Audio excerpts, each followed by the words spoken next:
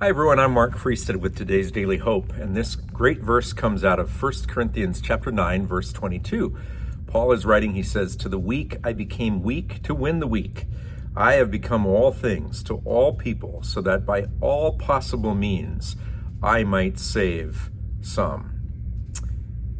So recently I heard an author who is not a Christian make this interesting comment about religious communities. He said they have a superseding identity, meaning like an umbrella.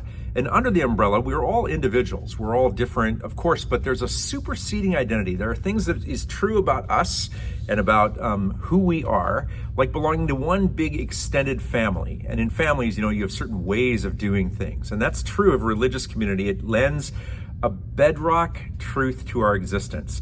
Now, there are also characteristics. There are outward markers. There are certain behaviors expected of those inside the community. But keep those distinctions in mind. The bedrock truths that define the identity and your existence, and then the outward characteristics. So when Paul says, "I have become all things to all people," he does not mean that the bedrock truths that dictate the superseding identity are being changed, are being fudged, if you will, depending on the crowd that he's with. That's not what he's talking about. What he's talking about is he's saying, I am not demanding conformity to the outward characteristics of Christianity. Just a little bit before verse 22, he says, "To the Jews I became like a Jew to win the Jews. To those under the law, I became like one under the law, so as to win those under the law. To those not having the law," which was Gentiles, "I became like one not having the law, so as to win those not having the law." And that's when he says, "I become all things to all people, so that by all possible means I might save some."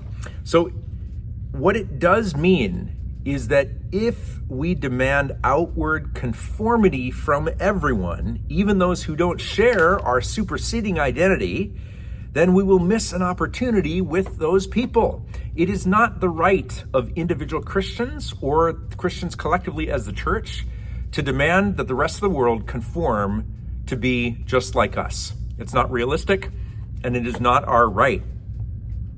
This is why he says, "To the Jews I became a Jew, but to the Gentiles I became something different." He could relate to different people. See what's happening? He is moving towards them, not compromising on the bedrock principles of the superseding identity, but moving towards them in order to relate to them. If you cannot relate to anyone who doesn't believe everything you believe and share your views on everything, that's not good. You're limited use in spreading the kingdom of God. You've got to relate to other people, and that doesn't mean that you're compromising on the bedrock principles of who you are. It means that you are fluid throughout culture. Early in my Christian life, I really got into worship music, and then one day I listened to Green Day. I know, Green Day, and I felt guilty because inside myself I thought, I actually like this. Is this okay to like this? And the truth is, yeah, of course, we've got to be judicious about the media that we take in and its influence on our minds, yes. But you're not going to win a Green Day lover to Christ unless you understand and appreciate Green Day, or insert the name of any style of music or band or cultural phenomenon. If you don't understand those things, you're not going to be able to lead people to where you are.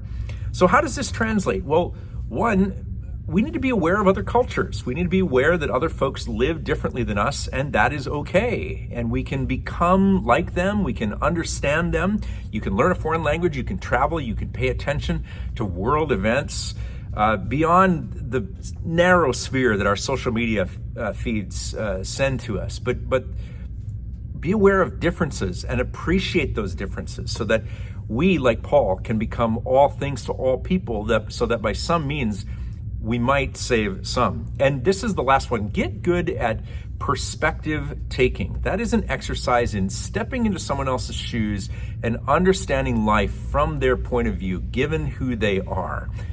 Immature people can't do that. Mature people can. They can take another person's perspective. And that doesn't mean you have to compromise on the superseding identity. It just means you're becoming all things to all people, so that by some means you might help in the salvation saving some.